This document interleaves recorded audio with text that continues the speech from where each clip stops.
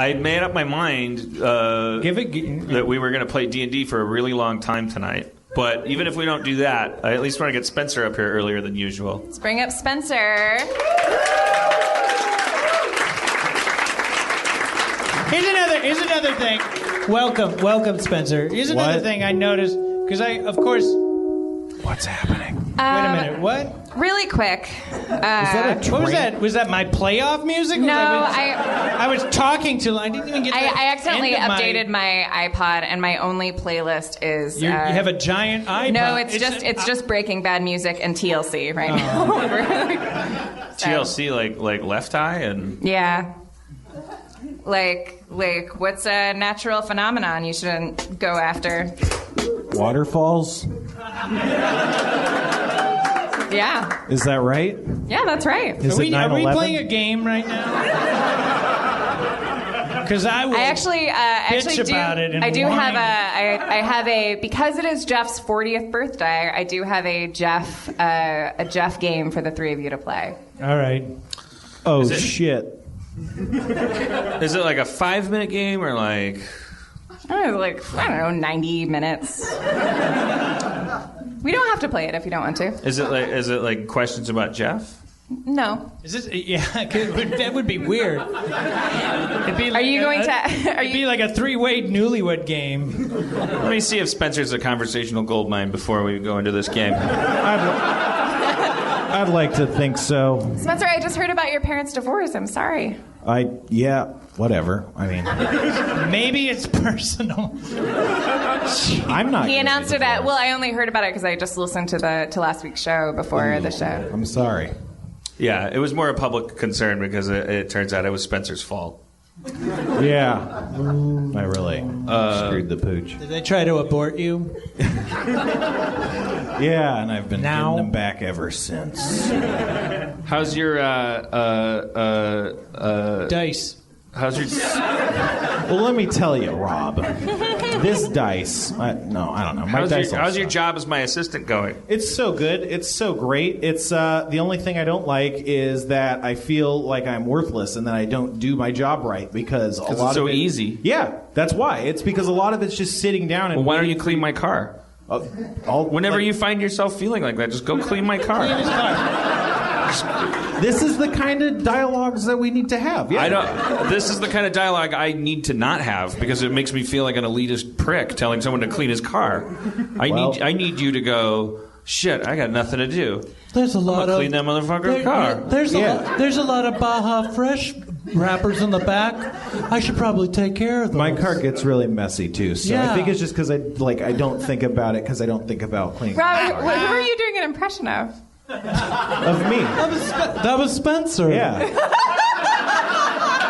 Oh, check out all the Baja Fresh wrappers in the back. I should probably take care of these and maybe get rid of... Thomas Hayden Church. I'll have to get rid of these Baja Fresh wrappers in the back. They're stuck like 2 shoeboxes deep back, you know? It's like, how is anybody supposed to sit back here? Hey, can I ask you guys a question? Sure. Ask Spencer. It's about poop. Is this about hot snakes? Is that what you call poop? I just learned about something called hot snakes today.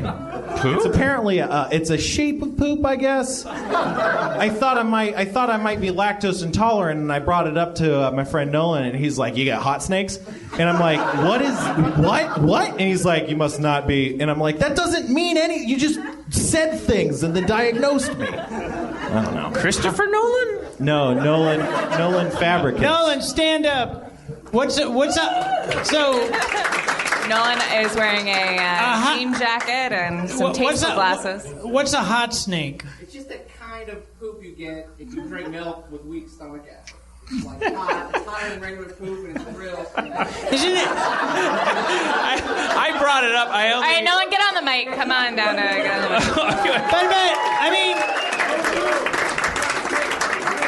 But aren't all poops snakes, and aren't they all hot because of... Hey, man, you haven't seen mine. This is why it's hard to explain. It's like, it's condescending. It's like, if you've been there, you know. No, snakes resonate with anyone, please. Defining poop is never condescending. Up here. No matter. Bill, are you serious? Dude, thanks, man. Thank you. It's important to note that Nolan is holding a bottle of alcohol. Yeah. Also, Just saying. Also, the I mean, Canadian that's the thing tuxedo. What? Double denims. So Dan, what is your poop question? Okay. I don't know if I want Nolan up here when I do it. Okay, get me. All right, Nolan, go sit down. Thanks for everything, you guys. Thank you, Nolan. Thanks, Nolan. Hot snakes. Hot snake. He seems like a good young man. You seems like you're rolling with a good crowd. Selling like hot snakes.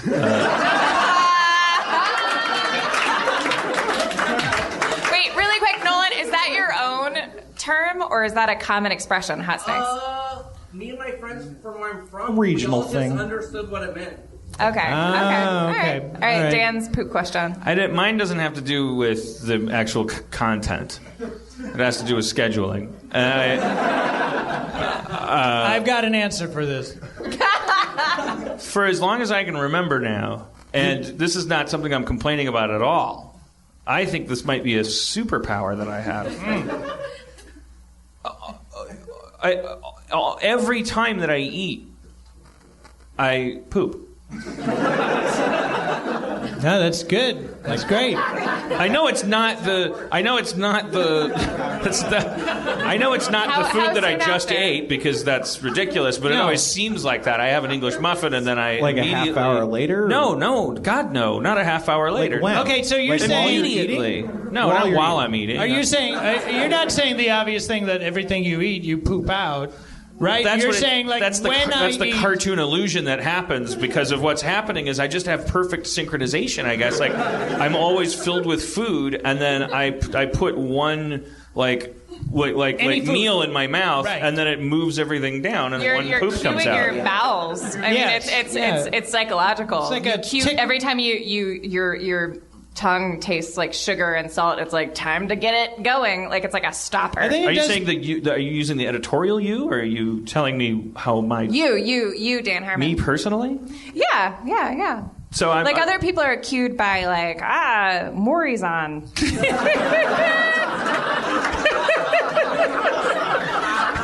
Or, I mean, I don't really like talking about my bathroom business, but you like to let it do its talking for you. I mean, before I have like a big thing happening. Shit coming out of your ass. When I started doing improv, I got really I got really superstitious about pooping before a show because I would get nervous and then I would poop before a show and then have a great show. Whether those two things are related. Well, it's just like it's psychological. Yeah. I think Whatever. it's perfect to poop right as you eat. Like I've always wanted to do that because it's just it's like clockwork. You got garbage in, garbage out. Yeah. It's on a cycle. It's synchronized. It sounds like I've honestly wanted to do that. Totally. But it's obviously psychological. Do you have any tips? Yeah. I think I've just wandered into some kind of perfect. I just don't want to screw it up. Whatever it is. Spencer, what's your poop cue? Well, in the morning it sucks because like I have to go pee in the morning. That happens to people. But like I always have to go pee and then go poop, but I only have to go poop like 50 minutes after I go pee, and it's like in the morning when I'm trying to sleep, so I got to get up to go to the bathroom twice. And that just kills any chance I have of getting back to sleep in the morning. Just resist it. Nope. Somebody asked me like a couple of weeks ago, like, what's some advice on directing, and I said, do a shot list whether you need it or not. Your crew thinks you're working. Always, talk to your actors, and the most important thing, take a shit before you leave the house in the morning, because shitting on set is like the most disgusting thing in the world. It's terrible. So every morning before I go on set, like I won't force myself to take a shit because that sounds like it. But I mean, my brain is like, okay, you gotta take a shit now. So your poop cue is needing to be on set. Yeah, there is a definite like scare if I for some reason miss it, like I get up super early and I forget to shit, like I'm driving, I'll be panicking because I have a Dan, you know this, I have a love-hate relationship with my ass. I've talked about this before on the show, and if I go to number 2, I need to be clean the rest of the day. So I'll jump in the shower, usually, to clean it off. You can't do that when you're on set. He's obsessive about his butt. Yes. Oh, yeah, and I've known that. Why did it get all real quiet in here? Is everybody leaning in or leaning back? I don't understand. I mean, Rob, I've known about your anal obsession for a while. It's not an anal obsession. I like to be clean. But my question is, like, when you clean yourself in the shower, and I've thought this before, and I've never had the gumption to ask you, do you bend over like the copper tone girl, or what do you do? No. I mean, like, at one point, I had the snake. The hot snake? Don't use a hot snake. Is that what you meant? No, I had like the shower snake, and that got like unhealthy. Which go back to podcast. You scalded yourself. You scalded myself. And you went to the doctor. Went to the doctor, and the doctor was like, "Oh my God, what the fuck did you do to your ass?" And I was like, "What? What are you talking about?" And then I was like all coy about it. Really? Is there something wrong with But it? you were flattered that he noticed? Yeah. What do you mean, this whole thing? Yeah. I just threw this together, you know? No big deal. When I was 10 years old, my family went camping in Alabama, and when you go it was a campground where there was a shower that was like a communal shower, and I was 9 or 10 years old, and I went and I was taking a shower by myself. And Good. I was taking a shower by myself. Granted, my uncle was there and it was asking me to pretend like I was surfing, but I was mostly by myself. Thank you. Adam said nice reference. It was a reference to Silver Surfer. Smart guy. A smart guy, to the sitcom Smart Guy, where there's a pedophile episode and he asks a kid to take his shirt off and pretend like he's surfing. Anyway, there was a different Strokes pedophile episode when I was your age. And it was Gordon Jump from WKRP was the pedophile, and he took Dudley and Arnold into the bathroom, and they played Poseidon.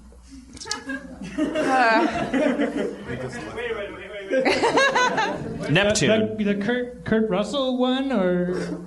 Kurt Russell? No, it was Gordon Jump. Oh, okay. I mean, Poseidon. Good reference. Oh, Jesus Christ, you guys. I mean, all I wanted to do was play D&D. that was very... So you went camping. I can't believe you're telling this story. This is amazing. I went camping, and I was in the shower. I was there by myself, and I had to poop very badly. And there was a drain there. And you know, when you're a kid, maybe I was younger than 10. No, I was certainly 10. And I saw the drain there. I had to poop very badly, and I just didn't understand the physics of poop and a drain. And so I squatted down and pooped on the drain. And there was like a solid poop, like a solid log on top of the drain. A cold snake. You were hoping for a bunch of baby snakes to come out and I just thought it would wash away the same way that like pee did in an ocean, or like. But I pooped in the drain, and I finished my shower and like wouldn't go away, and I was just like, I'll leave it there, it's fine. And I went back to join my family, and a couple hours later, my mom and I are doing something. We're making dinner, and she goes to the bathroom. She comes back disgusted, and it's like some animal, some monster went and defecated. My mother was very waspy. Defecated in the shower and didn't clean up after themselves. What animal? They should was going on and on about like I don't know where they were raised and what their values are. McGathy's, we would never. And